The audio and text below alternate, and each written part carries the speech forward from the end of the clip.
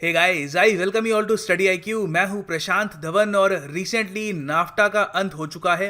I am sure आपने इसका नाम जरूर सुना होगा। नाफ्टा एक बहुत ही बड़ा ट्रेड एग्रीमेंट है बिटवीन यूएस, मैक्सिको, कनाडा। काफ़ी हद तक न्यूज़ में भी था, ख़त्म हो गया, इट इज़ गॉन नाउ। इसकी जगह एक नया एग्रीमेंट आ गया है अब, USMCA।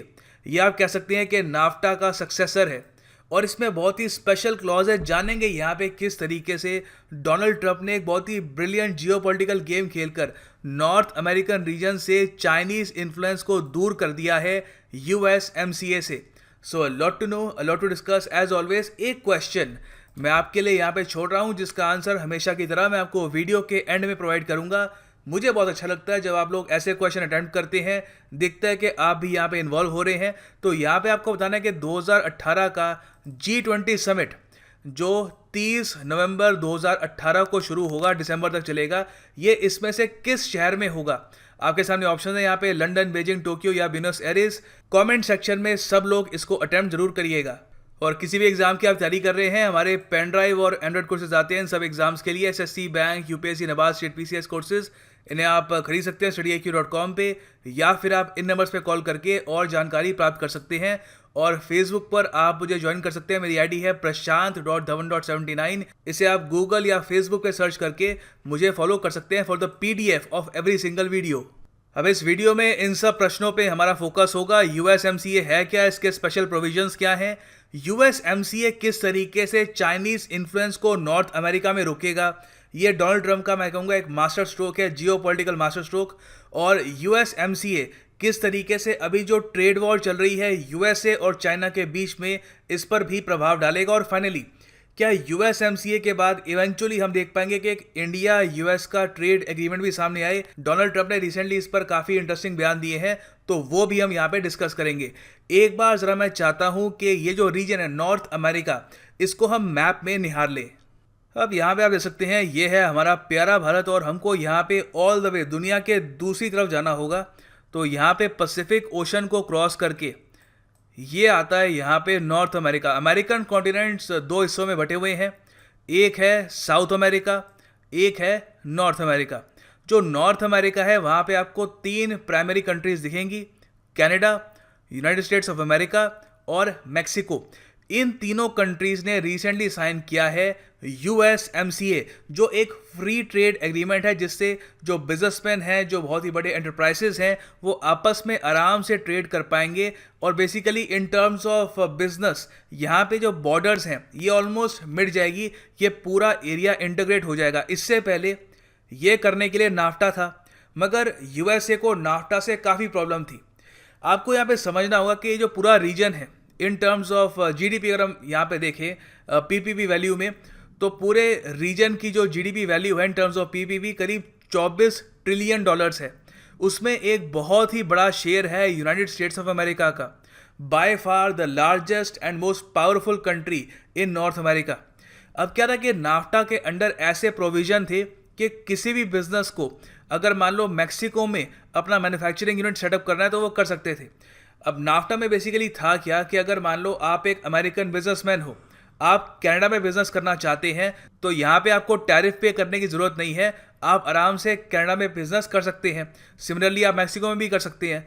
तो ओवर द ईयर्स क्या हो रहा था कि बहुत सारी कंपनीज इस बात का फ़ायदा उठा के मैक्सिको में अपना मैन्युफैक्चरिंग बेस शिफ्ट कर रही थी, और बहुत सारी मैन्युफैक्चरिंग जॉब्स, कार की, वेरियस कमोडिटीज़ की, ये मैक्सिको में आ गई थी और मैक्सिको के लोग अमीर बन रहे थे और USA में जॉब्स का अकाल पड़ गया था।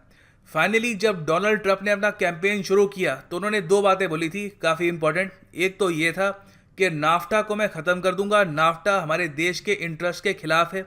दूसरी बात इन्होंने जो बहुत ही फेमस इनका एक नारा था कि दीवार बनाऊंगा, कि US और जो मैक्सिको की बॉर्डर है यहाँ पे एक दीवार होनी चाहिए ताकि इलीगल इमिग्रेशन रुक सके।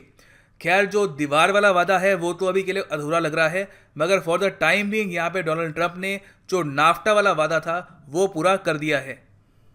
तो यहाँ पे आप देख सकते हैं कि NAFTA, north American free trade agreement, अब ख़त्म हो चुका है। इसकी जगह आ गया है USMCA और इसकी फुल फॉर्म है the United states Mexico Canada agreement. बहुत इंपॉर्टेंट है, make sure that you remember it. अब एक बार USMCA को एनालाइज करते हैं वेरियस सेक्टर में किस तरीके से ये प्रभाव डालेगा, ये जानते हैं। काफ़ी इंटरेस्टिंग है ये एस्पेक्ट। पहले हम बात करते हैं ऑटोमोबाइल सेक्टर की, कार्स की। अब क्या है कि नॉर्थ अमेरिका, जो तीनों कंट्रीज थी, मैक्सिको, यूएस, कनाडा, सबसे ज़्यादा बड़ा खतरा इनको था यूरोपियन यूनियन और जापान से। Over the years German car manufacturing companies जैसे वॉल्क्सवैगन और जापानीज़ कंपनीज हैं जैसे सुजुकी, और साउथ कोरिया की भी काफ़ी सारी कंपनीज हैं, वो बहुत ही तेज़ी से आगे बढ़ रही थी और बहुत ही सस्ते रेट पर बहुत ही अच्छी कार्स प्रोड्यूस कर रही थी। अब उसकी वजह से यूएस, कैनेडियन, मैक्सिकन जो कार कंपनीज हैं उनको नुकसान हो रहा था। वो अपने ही देश में यहाँ पे मार्केट को खो रहे थे। तो यहाँ पे जो ये USMCA बनाया है, इसमें इन तीनों देशों ने मिलकर जो नॉर्थ अमेरिका का कार सेक्टर है, इसको खुद के लिए बचा के रखा है। The cars sold under the North American free trade agreement system must be more North American. तो मतलब कि the regional content minimum rises to 75% from the current 62.5%। पहले क्या था नाफ्टा के अंडर कि अगर आपको नॉर्थ अमेरिका में कार बेचनी है तो उस कार के जो कंपोनेंट हैं उसके 62.5% नॉर्थ अमेरिका में ही बनने चाहिए। तो अब इसको बढ़ा के 75% कर दिया। अब यहाँ पे सोचेंगे ये तो मैक्सिको के लिए बहुत अच्छी बात है, क्योंकि यूएस और कनाडा में लिविंग स्टैंडर्ड बहुत अच्छा है। मैक्सिको आज भी एक डेवलपिंग कंट्री मानी जाती है, तो यहाँ पे जो फ़ायदा होगा ये मैक्सिको को बहुत होगा। अगर 75% कार कंपोनेंट्स नॉर्थ अमेरिका में बनेंगे तो सारी नौकरियाँ ये तो जाएंगी मैक्सिको की तरफ। नहीं, यहाँ पे डोनाल्ड ट्रंप ने एक मास्टर स्ट्रोक ऐसे खेला है कि इन्होंने पहली बात तो ये कहा है कि जो 75% जो कार कंपोनेंट है ये नॉर्थ अमेरिका में बनेगा। इसमें भी ये कहा है कि there will be new requirement that 40% of the content made by the workers earning $16 per our. मतलब कि यहाँ पर जो कंटेंट नॉर्थ अमेरिका में बनेगा उसका जो 40% है वो ऐसे वर्कर्स के द्वारा बनाया जाएगा जिनको 1 घंटे के $16 पे होते हैं। अब यहाँ पे आप सोच कर देखिए, $16 1 घंटे के काफ़ी एक अच्छी सैलरी है अमेरिकन स्टैंडर्ड के हिसाब से भी। मैक्सिको में ऐसी सैलरी तो मिलती नहीं है, वो एक डेवलपिंग कंट्री है, तो ऐसी सैलरी कौन दे सकता है? सिर्फ कुछ हद तक कनाडा और डेफिनेटली यूएसए दे सकता है। तो यहाँ पर बेसिकली इनडायरेक्टली यूएसए ने क्या कर दिया है कि अपने यहाँ बहुत सारी नौकरियाँ सिक्योर कर ली है। मैक्सिको में भी नौकरी जाएंगी, क्योंकि ऑफ कोर्स यहाँ पे मैं 40% कह रहा हूँ 75% का, बाकी जो 60% है वो कनाडा और मैक्सिको में नौकरी जाएंगी। मगर यूएसए में भी यहाँ पर बहुत सारी नौकरी आने वाली है, और ये मैं कहूँगा कि डोनाल्ड ट्रंप की काफ़ी बड़ी जीत है। ये क्लॉज नाफ्टा में नहीं थी, अब USMCA में है। अब फिर एक काफ़ी इंपॉर्टेंट एस्पेक्ट है यहाँ पे डेयरी का।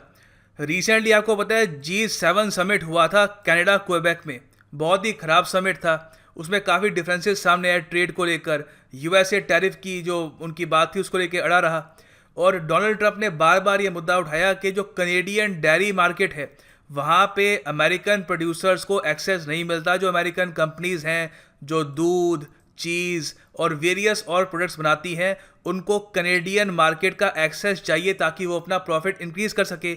अभी के लिए क्या कर रखा था कनाडा ने कि 300% टैरिफ लगा रखा था अमेरिकन डेयरी प्रोडक्ट्स पर। तो डोनाल्ड ट्रंप ने यहाँ पर USMCA के अंडर यूएसए के लिए एक और जीत यहाँ पे घोषित कर दी है। यहाँ पे क्या हुआ कि अब कनाडा अपनी जो टोटल डेयरी मार्केट है इसका 3.2% जो एक्सेस है ये अमेरिकन फार्मर्स को देगा, और ये टैरिफ फ्री होगा, मतलब कि प्योर इंडिपेंडेंट यहाँ पर ट्रेड होगा। अब आप सोचेंगे कि ये तो हम बात कर रहे हैं फ्री ट्रेड एग्रीमेंट की, तो यहाँ पे सिर्फ 3.6% क्यों, 100% क्यों नहीं? क्योंकि फिर तो फ्री ट्रेड एग्रीमेंट थोड़ी ना हुआ। देखिए, फ्री ट्रेड एग्रीमेंट में भी ऐसा नहीं है कि सारे प्रोडक्ट शामिल होते हैं, उसमें भी बहुत सारी लेयर्स होती हैं कि किस प्रोडक्ट को यहाँ पे आप 100% टैरिफ फ्री करना चाहते हैं, किसको नहीं करना चाहते।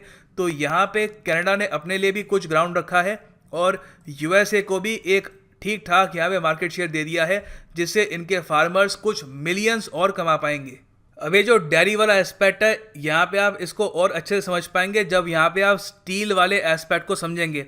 अब ये बात तो आपको पता होगी कि डोनाल्ड ट्रंप ने सारी दुनिया पर इस वक्त टैरिफ लगा रखे हैं 25% और 10% पे।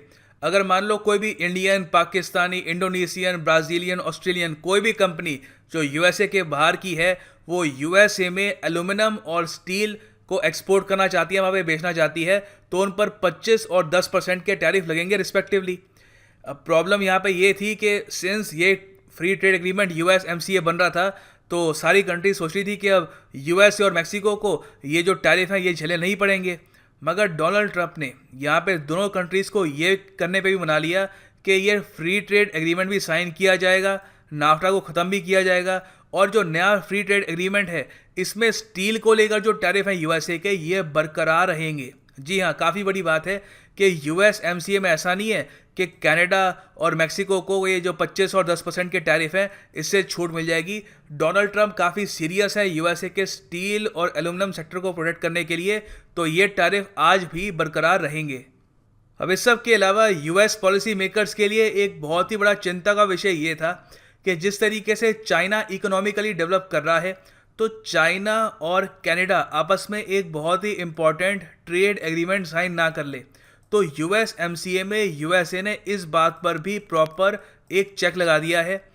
इस एग्रीमेंट में एक क्लॉज ये भी है कि कल को अगर मान लो कोई भी यूएसएमसीए की जो सिग्नेटरी कंट्री है वो चाहे कि किसी नॉन यूएसएमसीए पार्टनर के साथ वो एक ट्रेड एग्रीमेंट में एंटर करना चाहते हैं, तो पहले इनको अपने पार्टनर को बताना होगा और इनके जो पार्टनर्स हैं ये कंसिडर करेंगे कि ये ठीक है नहीं है, और इसको वीटो भी कर सकते हैं। तो कल को अगर मान लीजिए चाइना चाहता है कि कनाडा के साथ वो एक बहुत ही इंपॉर्टेंट, बहुत ही बड़े लेवल की ट्रेड एग्रीमेंट को वो शुरू करे, तो ऑब्वियस ही बात है यूएसए इसको वीटो करने की भी पावर रखता है। तो बेसिकली यूएसए ने यहाँ पे क्या किया है कि जो अपने आसपास के देश हैं मैक्सिको और कनाडा, उनको प्रॉपरली अपने ऑर्बिट में कर लिया है। ऑफ कोर्स मिलिटरीली और in terms of strategic interest तो साथ थे ही, अब इकोनॉमिकली भी उन दोनों को बिल्कुल अपने कंट्रोल में कर लिया है। अब इसको देखते हुए क्या हम सोच सकते हैं कि आने वाले टाइम में इंडिया और यूएसए के बीच में भी एक ट्रेड एग्रीमेंट हुआ? क्योंकि अभी के लिए आप देखिए यूएसए ने यूएसएमसीए के अंडर किया क्या है। डोनाल्ड ट्रंप के दो कंसर्न थे, एक तो था कि यूएसए को नाफ्टा के अंडर सही डील नहीं मिल रही, यूएसए का नुकसान हो रहा है, इन्होंने अपना नुकसान कवर कर लिया। साथ ही साथ यूएसएमसीए के अंडर कनाडा और मेक्सिको को कंप्लीटली अपने साथ कर लिया। तो अब यूएसए एक लॉन्ग टर्म ट्रेड वॉर के लिए तैयार है। आज के टाइम में अगर यूएसए चाहे कि वो चाइना पर कई सालों तक, 2-3 सालों तक जो टैरिफ लगा के रखे हैं इसको मेंटेन करके रखें, तो वो कर सकते हैं, क्योंकि बाकी जो आसपास की कंट्रीज़ हैं उनके साथ उनका ट्रेड काफ़ी बहुत ही रोबस्ट होगा और काफ़ी तेज़ी से आगे बढ़ेगा। मगर क्या इंडिया ऐसा कर सकता है? क्योंकि इंडिया भी डेफिनेटली ये चाहेगा कि यूएसए की जो बहुत ही लुक्रेटिव मार्केट है वहाँ पे उसको एक्सेस मिलता रहे, क्योंकि इंडिया और यूएसए का जो ट्रेड है काफ़ी बड़ा है। आप अगर 2017 में देखें तो जो बायलैटरल ट्रेड था बिटवीन इंडिया एंड यूएसए, ये $126 बिलियन था। ये हर साल बहुत ही तेज़ी से इंक्रीज़ हो रहा है, और इसमें एक्चुअली फ़ायदा आप देखो इंडिया यूएसए के ट्रेड में काफ़ी ज़्यादा इंडिया को है। जो ट्रेड सरप्लस है इंडिया और यूएसए के ट्रेड में, ये $27 बिलियन इंडिया के पक्ष में है। इसीलिए डोनाल्ड ट्रंप ने रिसेंटली इंडिया को कहा था टैरिफ किंग, क्योंकि India according to Donald Trump ये जो ट्रेड सरप्लस है एक ही तरीके से कमा पाता है बहुत सारे टैरिफ लगा के अमेरिकन प्रोडक्ट्स पर। तो यहाँ पे डोनाल्ड ट्रंप ने यह भी कहा है कि इंडियन साइड से, इंडियन गवर्नमेंट से उनको बहुत सारे प्रपोजल आ रहे हैं कि एक ट्रेड एग्रीमेंट कर लेती हैं दोनों कंट्रीज़। उससे क्या होगा कि यहाँ पे टैरिफ हट जाएंगे और एक मैं कहूँगा श्योरिटी रहेगी, एक सेफ्टी रहेगी कि इंडिया को यूएस मार्केट एक्सेस मिलता रहेगा और इंडिया की इकोनॉमी भी ग्रो करती रहेगी।